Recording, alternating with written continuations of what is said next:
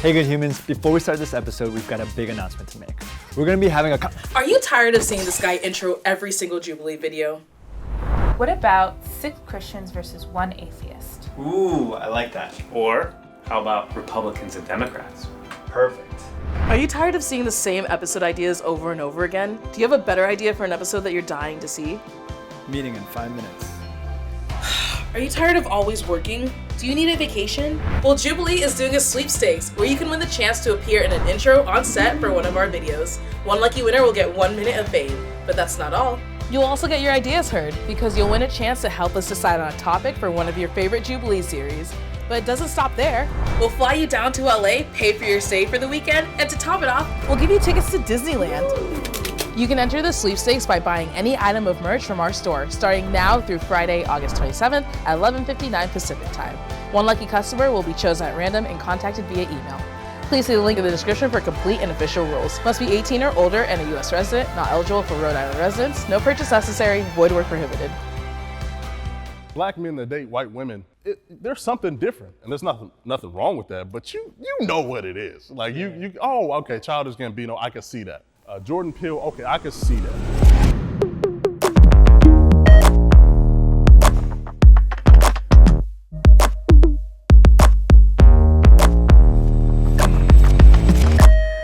I am expected to have a big dick.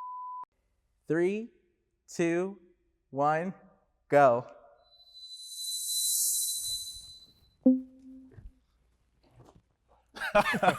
Nobody disagrees. Yo. Yeah, I feel like it's a stereotype. And we know that stereotypes aren't realistic, but I mean, personal encounters, I don't feel like there's leeway. I feel like, okay, that one we're keeping. Like that's what the general notion is. I think it gets into the issue of positive and negative stereotypes and how people need to realize that there is no such thing. Because what you do is you put people into a box where they're expected to live up to a standard. And I feel like it's over-sexualizing Black men, you know? You should want to date someone more for the pleasure physically that they can bring to you. And I know I've talked to people personally who will be like, oh, you're lucky you're Black, you have a big member. And I'm like, well, I have other things to offer too. Like, I'm well-spoken, I have a good sense of humor, I'm well-traveled. Like, you go straight to like what's underneath my zipper. Yeah, I mean, that's been my experience a lot of times, especially you know, meeting different people, that's the expectation. And I just tell them, 2-inch Punisher, you know? Don't expect too much. I'm just joking, but it's I think a lot of people watch a lot of porn too, and that's where it comes from. Like when you watch a lot of porn, you see, you know, these mandingos and, you know, 10-inch monsters, and they expect that to be reality. And a lot of times it's not, but that's the expectation that they have, so. So our audience submit hot takes about this group specifically, and they are hot. So, Black men cheat on their significant others far more than other races. I'm just like, where is this study published? Did someone do some research where they calculated numbers over a given period of time? The reason why it was going to be neutral is because I don't know the numbers. Like, that's what I'm saying. That's why I'm like, I disagree. Yeah. So I came this way because of the keyword far more. I was like, do Black men cheat? In generally, like you're not apt to not cheat because of the color of your skin. To prescribe this to race feels nefarious in a way that I feel like it was coming from a place of somebody that got cheated on by a Black man. Like, it was like, yeah, Black men cheat all the time. Come on, this doesn't even make sense. Black men are attracted to big butts. Do we agree with that statement, or do I personally?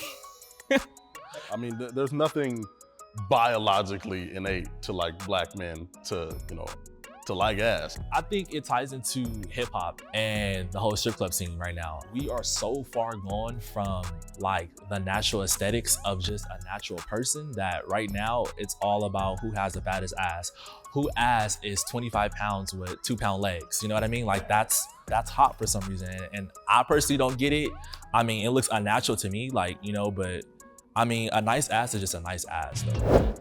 Bro, Black people are funny, and if you ever try and roast one of them, they will roast your ass so hard that you'll have no roast to rebuttal. I don't know how to digest that.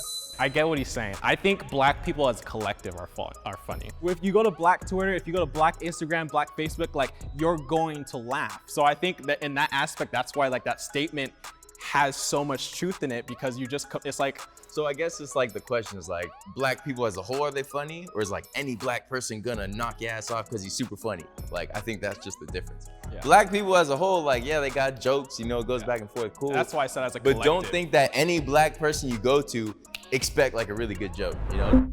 The N-word should stop being used by all races. 3, 2, 1, go. That's hard. I just think the N-word, when you look at the root of the word, even slaves would use it to describe other Black people when accepting their supposed oppression.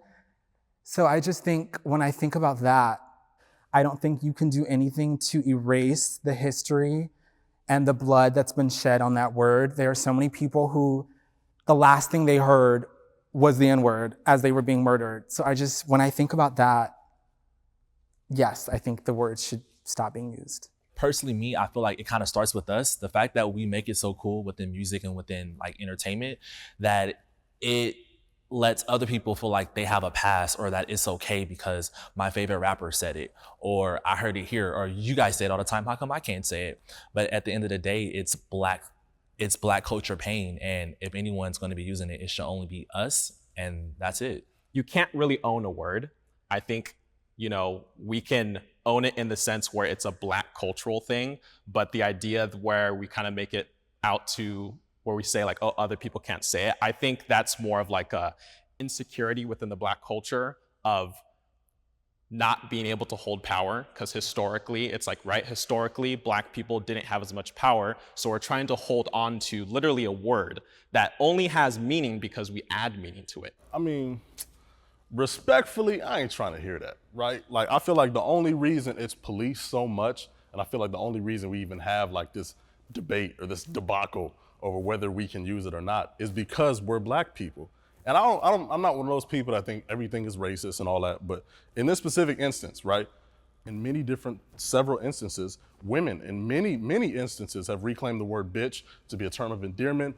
There are, in the 90s, there was heavier women reclaimed the word fat, obviously respelling and things like that. But I feel like in those instances, nobody bats an eye. Why is that understood? But with this, it's so confusing. Like, oh, I don't know if like, when there are boundaries set.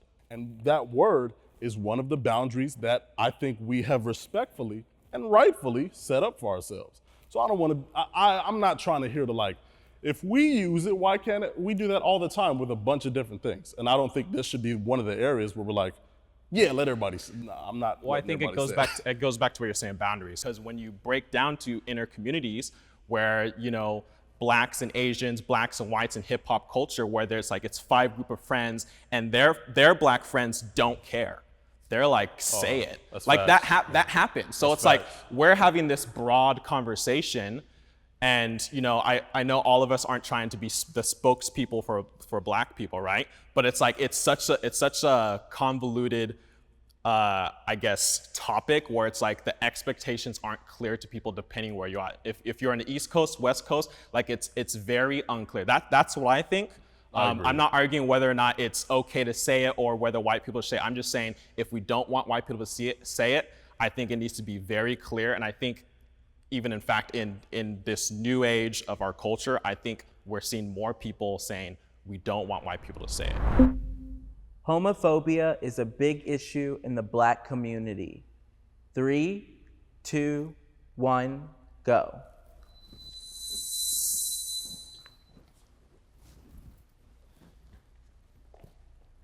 A lot of us black men, we will rather be friends with the homie that probably has rape attached to his name than the homie that's part of the LGBTQ plus community.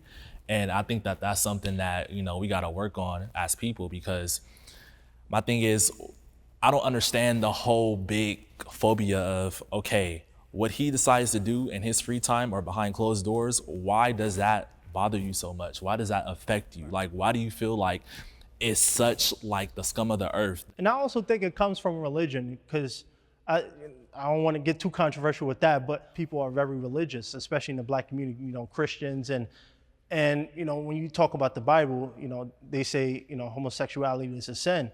So a lot of people have that ingrained in their mind. This is absolutely not right. And for a lot of people too, when they see a man, they want to see a manly man, and they associate that with being straight. Heterosexual men have a fear that homosexual men will treat them how they treat women, if that makes sense. And so they're afraid of that treatment. And I'm on somewhat agree because I'm rather torn. I think I've lived a life where I'm around very open-minded, inclusive people. So I'm not sure how big of an issue it is in the community, but I know that in the Black church sphere, homosexuality is often made out to be the worst thing that you can be. There's almost nothing worse than being gay. And I think that's also where some of the homophobia comes from. We like to ignore all the other sins, all the other things that the Bible outlines that are not, you know, holy. And then we just take homosexuality and we make it the worst. You know, granted, the Bible says it's an abomination, I get that, but the Bible says any sin will send you to hell, so. You can't be pro-Black and date a white person. 3, 2, 1, go.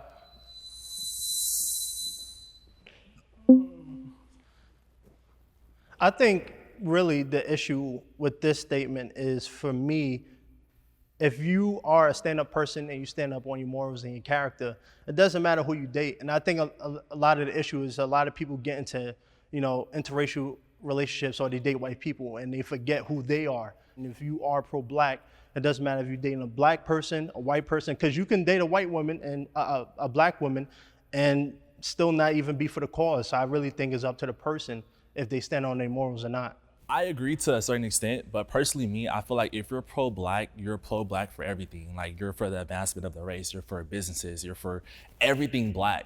So it's kind of hard for me to understand how someone can be pro-Black and want so much for, you know, the Black culture and the Black race, and then they're in a relationship with someone that doesn't represent that, you know. So are you saying that if you are Black and you're pro-Black, you cannot act on attraction to someone from another race? Personally, I'm not pro-Black, but in my mindset, like, I'm saying if you're pro-Black, you wouldn't find someone that's not Black attractive to me. Not saying attractive, but you wouldn't even want to cross that line and even engage in a relationship with them. You can have, like, you know, like lust, like, hey, you know, she's an attractive white woman, but ideally, you want Black kids, you want Black family, you want your lineage to carry on. I don't know. I feel like the question in itself kind of like low-key negates the demographics of the country. I mean, Black folks make up 13% of the country, roughly, and a lot of the time we live in concentrations.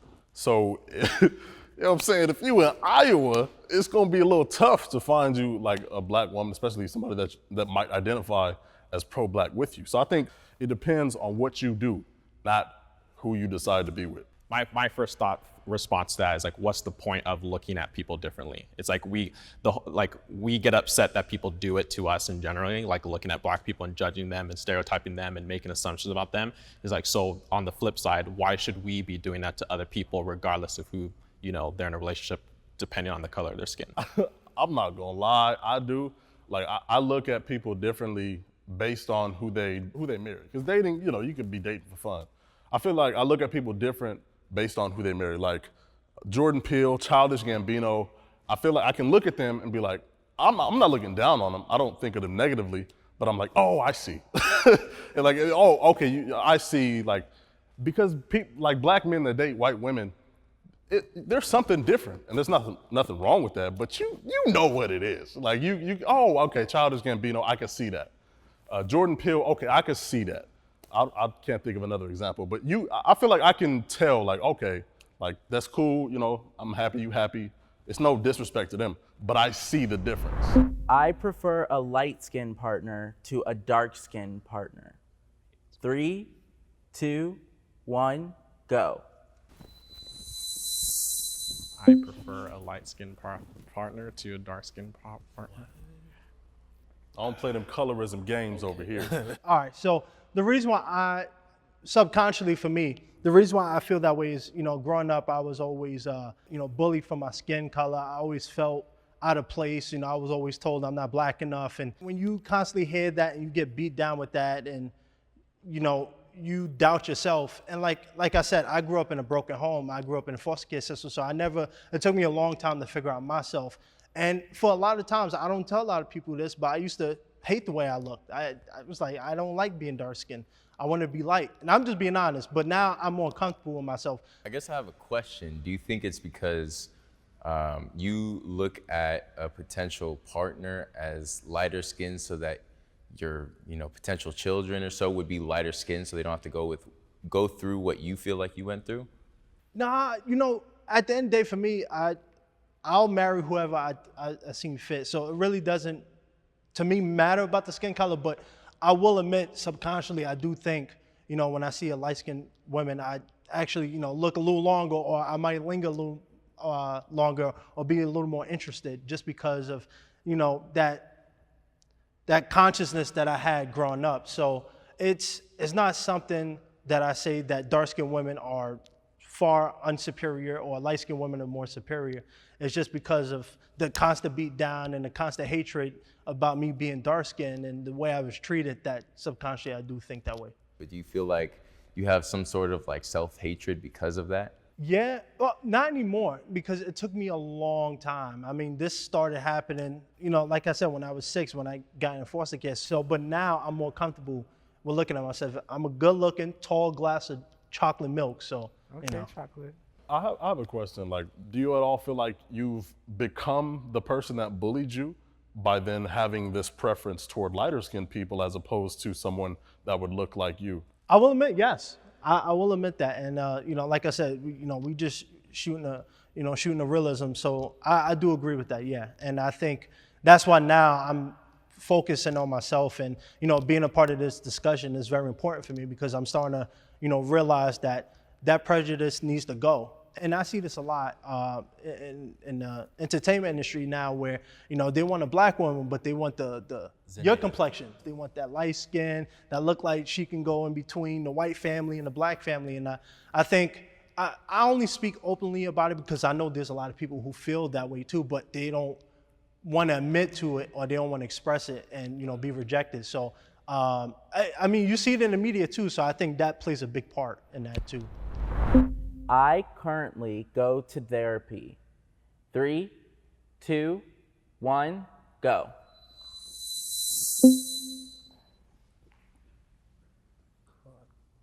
I don't currently go.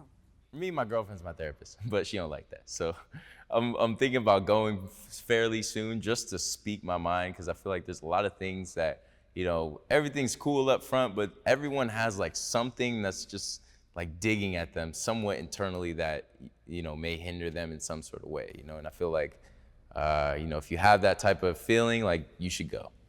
Yeah, therapy can be going to the beach, or like going out to eat, or doing something that relaxes you. So Physical therapy, going to the gym. Hold on. we have to be able to draw a line. I know what I'm saying. It's open to interpretation. I'm here because I took it as like sitting in front of a therapist, someone licensed to do this. Do I do that? No. Do I find other avenues to relieve stress or whatever? Yes. But you can't mix up self-care with therapy. Okay, it's maybe that's what two I'm different doing. things. Yeah. I've been in therapy for quite some time, personal therapy, just for myself, just issues that I have internally that I speak with someone with on a professional level. I recommend therapy. Therapy is literally the best thing you could possibly do. For me, I find therapy in my faith, and I know there are a lot of people who they look at like, the Christian church specifically and might not adhere to that. But I think in recent years, the church has been adding more professionalism to what therapy means. Having these conversations, for some reason, it makes you feel like less of a man, because when we talk about therapy, people like, really? You going to therapy? But when you think about it, that's why a lot of people have anger issues. That's why a lot of black men have anger issues, because, they grow up a certain way, or they face a lot of challenges and they don't know how to express it. So the first thing they do is they take it out on you or their girlfriend or their mom, and they don't have someone or an outlet to express it. So I think we need to normalize going to therapy and not pushing it off as a white thing. We need it. We need healing, and we need somebody to talk to us. I think healing trauma is going to help Black people progress instead of just getting more trauma piling on top of each other. And in a lot of ways, that does come into an aspect of personal responsibility, because it's like my issues with my dad at a certain point has nothing to do with him anymore. At a certain point, it has to do with me and how I process it. And I have to go from, do I want to get angry every time I'm in the same room as him, or do I want to be able to walk in the same room as him and not have that reaction? And that was what I processed in my head when I was going through that therapy. My father was present in my life. 3, 2, 1, go.